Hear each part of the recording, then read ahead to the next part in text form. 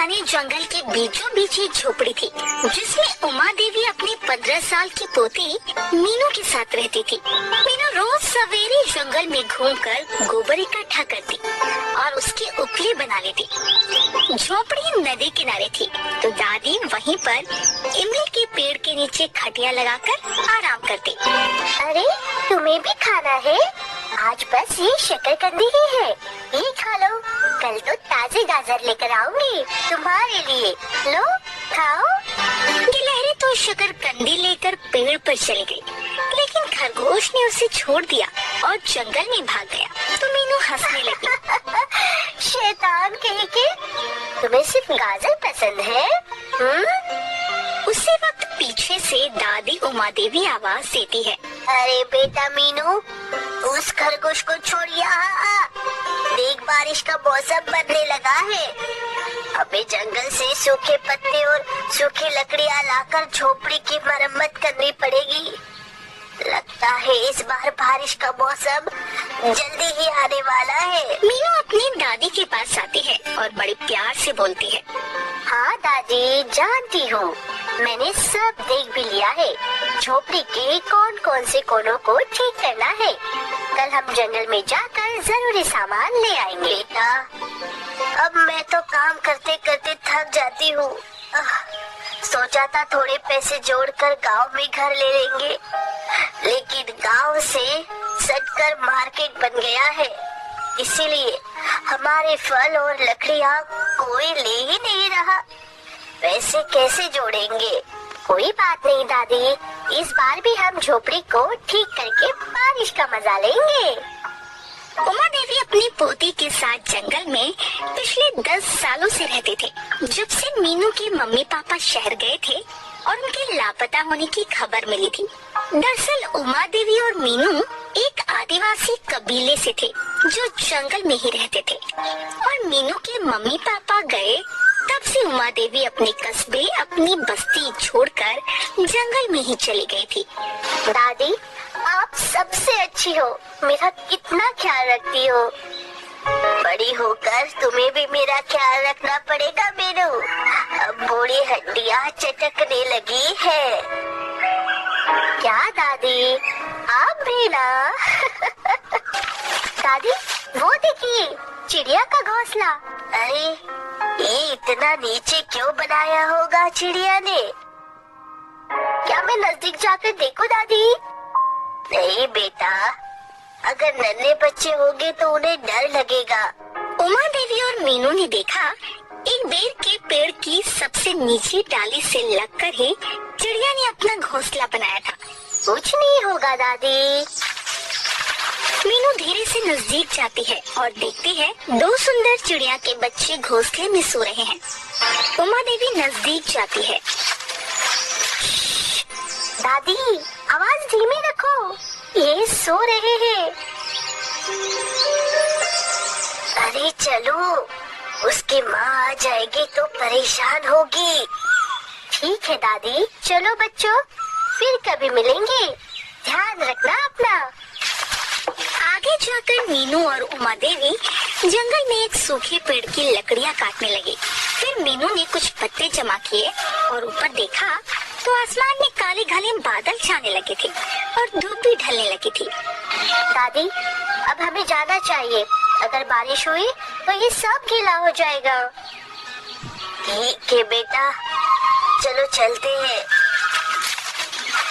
उन्होंने सब सामान इकट्ठा किया, अपने पीछे टंगी टोकरी में भरा और घर की ओर चलने लगे। घर आकर उन्होंने सब रखा और अपनी झोपड़ी देखने लगे। दादी, शाम हो गई है। हाँ जी बेटा, तुम भी थक गई होगी और मेरे इन बूढ़े पैरों ने भी जवाब दे दिया है। हाँ, एक काम करते हैं, कल सुबह से ही काम करेंगे। दूसरे दिन सवेरे मीनू और दादी अपनी झोपड़ी ठीक कर रहे थे। झोपड़ी को ठीक करते करते शाम हो गई और बादल भी काले होने लगे। अरे दादी, देखा, आज ही बारिश होगी शायद। हाँ बेटा, लगता तो है, बादल काफी गरजने लगे हैं। अच्छा हुआ हमने मरम्मत कर ली।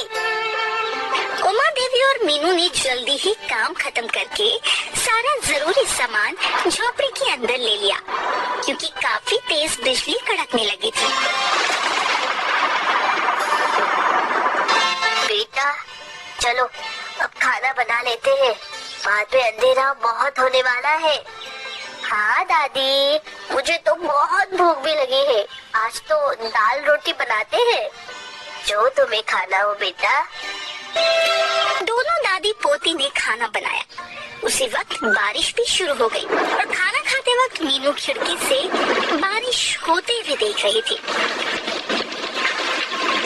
अरे दादी, मुझे एक बात याद आई है। बोलो बेटा, क्या बात है? दादी, वो चिड़िया का घोंसला, क्या वो पानी में भीग गया होगा? मुझे तो नन्हे पंछी की चिंता हो रही है। हाँ बेटा, भीग तो गया होगा, लेकिन चिड़िया उनके पास ही होगी, वो सुरक्षित होगी। मीनू झोपड़ी का दरवाजा खुला रखकर बारिश देखने लगी और सोचने लगी। उधर जंगल में हर जगह पानी पानी हो गया है। चिड़िया का घोंसला भी गीला हो गया है। वो बच्चों के ऊपर अपने पंखों से पानी रोक रही है, जिससे खुद भी गीली हो गई है और रोने लगी। बच्चे पानी में भीगकर ठंड की वजह से कांप रहे हैं। काफी देर तक अपने बच्चों को बचाने की नाकाम कोशिश करने के बाद चिड़िया फैसला करती है बच्चों को कहीं दूर ले जाना होगा। वो उन्हें उठाने की कोशिश करती है, लेकिन बच्चा घोंसले में गिर जाता है। चिड़िया फिर से कोशिश करती है, लेकिन बच्चा फिर से गिर जाता है। क्या कर रहे होगे नन्ही चिड़िया के बच्चे? कहीं वो बीमार तो नहीं पड़ जाएंगे? मीनू चिड़िया के बारे में सोच रही थी। इधर चिड़िया हाँफने लगी थी, लेकिन उसके बच्चे उसे उठाए नहीं जा रहे थे। बेचारे उड़ भी नहीं पा रहे थे। चिड़िया तारा ने देखा उसके खुद के पंख भी गीले हो गए हैं। एक बार जोर लगाकर कोशिश करती है, लेकिन बच्चा उठ ही नहीं पा रहा था और चिड़िया नीचे पानी में गिर जाती है और बेहोश हो जाती है।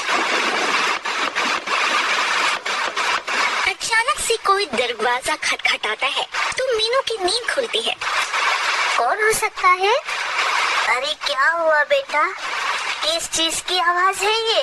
दादी, ऐसा लग रहा है जैसे कोई आया है। इस जंगल में कौन दरवाजा खटखटाता है? फिर से आवाज आई तो वो दरवाजे की ओर गए। देखो जरा, वो हिरन तो नहीं है?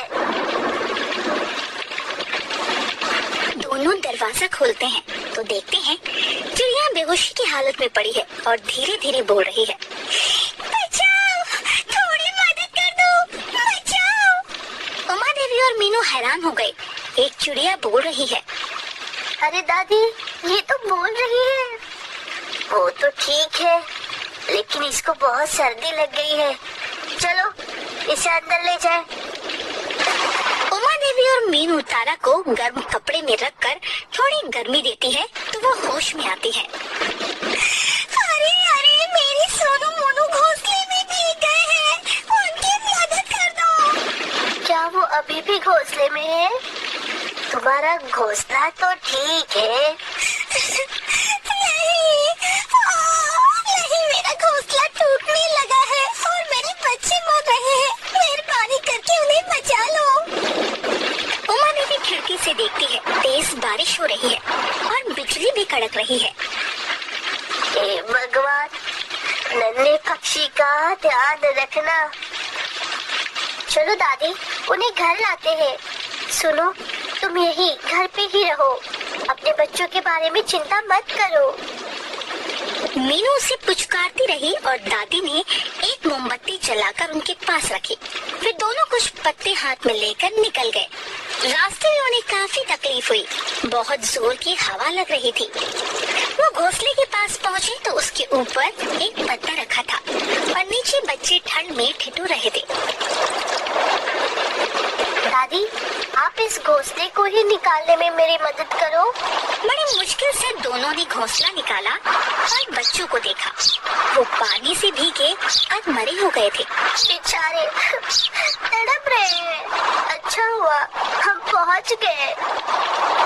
मीनू और उमा देवी घोंसला ही घर ले आए और बच्चों को गर्म कपड़ों में रख दिया। तब तक तारा ठीक हो गई। वो बोली, आपका बहुत बहुत शुक्रिया। अगर आप इस जंगल में ना मिले होते तो मैं अपने बच्चों को बचा नहीं पाती। रुको, मैं उनके लिए थोड़ा गर्म पानी और दवाई बना देती हूँ, बिल्कुल ठीक हो जाएंगे। उमा देवी दवाई बताने लगी और मीनू तारा से बातें कर रही थी। बच्चे उन्हें देख रहे थे।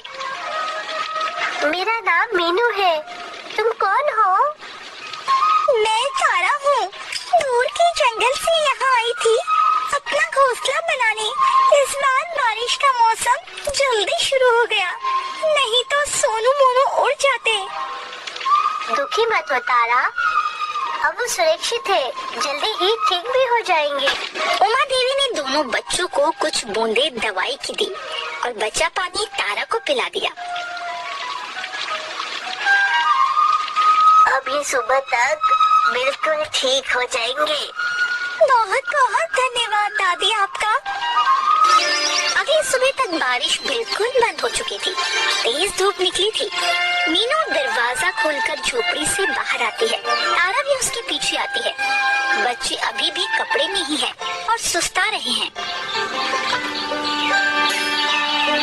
सोनू मोनू अब बिल्कुल ठीक है, लेकिन उनको सुलाने के लिए कोई जगह नहीं है मेरे पास। अरे तुम चिंता मत करो, आज तुम्हारा घोंसला ठीक करते हैं। क्या बोलती हो? तुम्हें आता है घोंसला बनाना? अरे मीनू को कम समझती हो क्या तारा? देखो मीनू का जादू। पीछे से दादी आती है। हाँ बेटा, तारा वो तुम्हारे बच्चों के लिए बहुत अच्छा घोंसला बना देगी। तुम दोनों वो ठीक करो, मैं जरूरी खाने पीने की चीजें लेकर आती हूँ। ठीक है दादी। दादी जंगल में चली जाती है। ये रही सारी चीजें, अब बनाते हैं तुम्हारे सोनू मोनू के लिए प्यारा सा घर। झोपड़ी के अंदर झोपड़ी है ना, बड़ी खोपड़ी।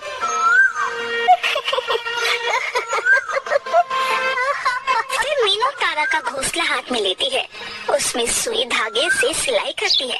तारा उसकी मदद करती है। सोनू मोनू भी कपड़े से बाहर आकर देख रहे थे। तुम दोनों तो शैतान लगते हो। ये लो, तुम्हारा घोंसला तैयार है। सोनू मोनू कूदते हुए अपनी पंखों को ठीक करते हुए घोंसले में बैठ गए। तारा बहुत खुश हो गई और अपनी भाषा में बच्चों को समझाने लगी।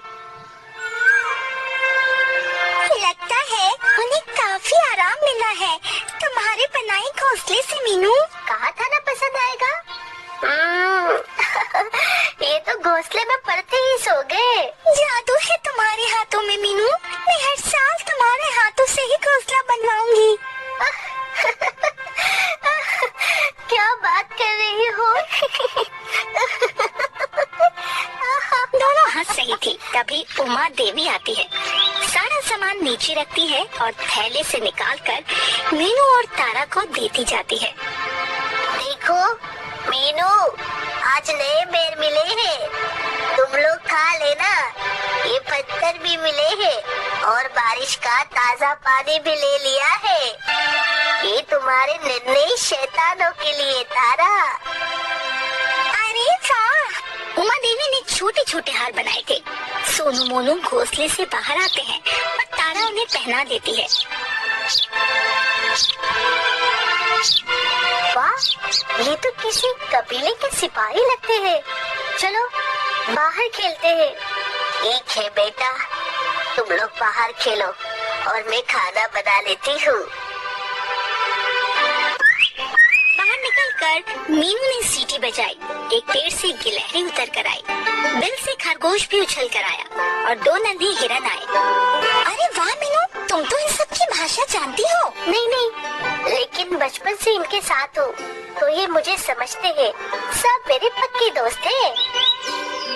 मैं जहाँ से आई थी वहाँ तो जंगल में सबको सिर्फ लड़ते हुए ही देखा था। यहाँ सब मेरे साथ खेलते हैं। देखो, सुनो सब, ये है तारा। कल रात इसका घोंसला बारिश में टूट गया था। अब हम सब एक साथ हैं। सोनू मोनू को भी थोड़ा बड़ा हो जाने के बाद अपने साथ खेलने देना। सोनू ने रोज की तरह गिलहरी को, खरगोश को और हिरन को खाना देना शुरू कर दिया। सब खाना खाने लगे और खुशी से झूमने लगे। अब मुझे खाने में क्या मिलेगा? मम्मी लोगों को और दादी लोगों को अपने खाने की व्यवस्था खुद करनी है। क्या कहा तुमने? अंदर से दादी चिल्लाती है। मीनू, तुम्हारी शैतानी बढ़ते जा रही है। चलो तारा को भी वो मीठे पेड़ खाने दो। देखा, दादी को तुम्हारी ज्यादा चिंता है। फिर सब लोग दोपहर का खाना खाने झोपड़ी में बैठे थे। उमा देवी ने रोटी और टमाटर की सब्जी बनाई थी। ये क्या है? तुमने कभी रोटी नहीं खाई ना? नहीं, मैंने तो सिर्फ छोटे मोटे कीड़े और अनाज के ही दाने खाए हैं। बैर भी मुश्किल से मिलते हैं। बड़े पक्षी परेशान करके रख देते हैं। सोनू मोनू घोंसले से बाहर निकल कर दौड़ रहे हैं। वो देखो, उनको ठंड नहीं लग रही है। बेटा तारा, तुम्हें रोटी खानी है तो देती हूँ। मुझे खानी है दादी। ये लो।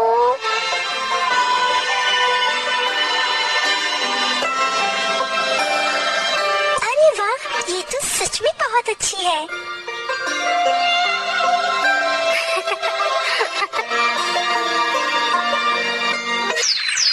इसी तरह एक महीना बीत गया। उसके बच्चे भी थोड़े बड़े हो गए थे और थोड़ा उड़ने भी लगे थे। एक दिन जब सब लोग खाना खा रहे थे तब तारा ने कहा, सुनो मीनू, मैं तुम्हें और दादी को एक बात बताना चाहती हूँ। क्या बात है तारा? ऐसे नहीं, मुझे दादी को बताने में डर लग रहा है। तुम साथ चलो। दोनों उमा देवी के पास आ गई। दादी, तारा आपको कुछ बताना चाहती है। क्या है बेटा, बताओ। दादी, आप गुस्सा मत करना। अरे क्या हुआ तारा, ऐसा क्यों बोल रही हो? दादी कभी गुस्सा नहीं करती। मुझे अब अपने देश वापस जाना है, जहाँ से मैं आई हूँ। बच्चों को वहाँ मुझे हमारे जैसे पक्षियों से मिलवाना है, नहीं तो ये कभी बोलना नहीं सीख पाएंगे। नहीं सीख पाएंगे मतलब? दादी, मैं सोन प्रदेश से आई हूँ। वहाँ मेरे जैसे सारे पक्षी रहते हैं जो बोलना जानते हैं और जादुई हैं। सोन प्रदेश इन जादुई पक्षियों की नगरी है। सोन प्रदेश? वो कहाँ है? क्या कहा? जादुई पक्षियों की दुनिया? मतलब तुम्हारे जैसे और भी पक्षी हैं? हाँ दादी, और मीनू, सोन प्रदेश उत्तर की ओर आता है। वहाँ तो जादुई सब्जियाँ और जादुई फल भी उगते हैं। क्या कहा? सच में?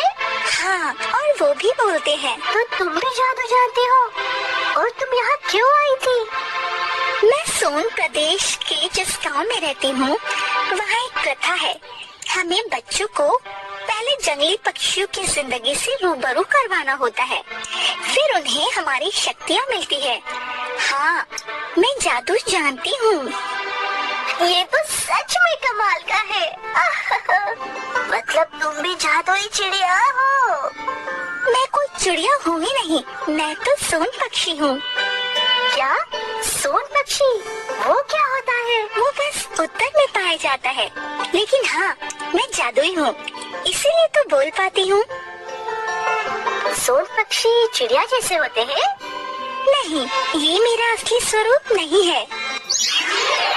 तारा अपने असली सोन पक्षी के स्वरूप में आ जाती है। एक बहुत ही सुंदर, खूबसूरत पक्षी जिसके माथे पर रंग बिरंगी कलगी होती है।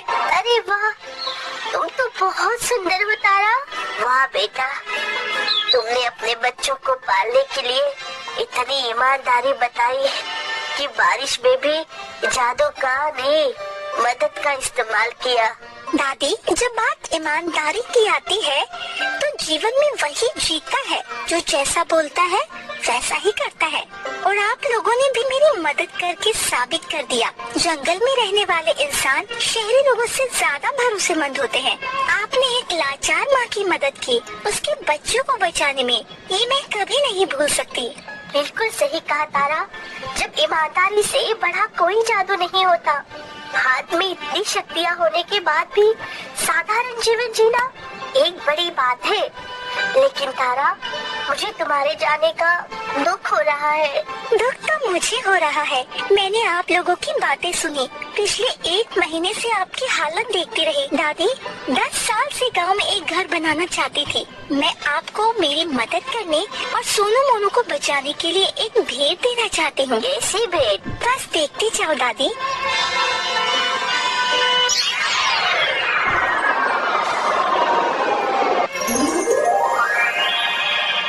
तारा ने जादू किया और उनकी झोपड़ी एक बड़ी मजबूत घर में बदल गई।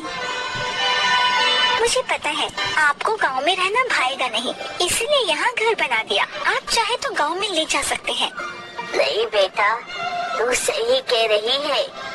गांव से ज्यादा हमें घर यही जंगल में रहना पसंद आएगा। इस घर के किचन में आपको किसी चीज की भी कमी नहीं होगी। मीनू और दादी तारा के गले लगकर रोने लगे। बहुत बड़ा उपकार है तारा। नहीं नहीं, दोस्ती में उपकार जैसे शब्द नहीं बोलने चाहिए। कर भला तो हो भला। बस एक दूसरों की मदद करनी चाहिए, कभी भी भरोसा नहीं तोड़ना चाहिए। तुम मत जाओ तारा, हमें हमारी चिड़िया की बहुत याद आएगी। अरे दादी, मीनू, मुझे भी यहाँ की लगन लग गई है। मैं भी तुम लोगों को बहुत मिस करूँगी। मेरा जाना जरूरी है, लेकिन मेरे पास एक सरप्राइज है तुम्हारे लिए। मैं तुम्हें मेरी नगरी सोन प्रदेश आने का न्योता देती हूँ। तुम लोग वहाँ जरूर आना। हम सब मिलकर खूब मस्ती करेंगे। पहले वादा करो तुम वापस आओगी। वादा रहा, आऊंगी भी और आपको वहाँ लेकर भी जाऊंगी। अब मुझे आज्ञा दीजिए। ध्यान रखना बेटा, अपना ध्यान रखना। बहुत याद आएगी। चलो सोनू मोनू को बोलना। वे नहीं बोलेंगे। फिर दादी, मीनू और दूसरे सभी ने सोन पक्षी चिड़िया को अलविदा कहा। वो अपने बच्चों को लेकर उड़ गई उत्तर की ओर। दुखी होकर मीनू और दादी अपने घर के अंदर चले गए।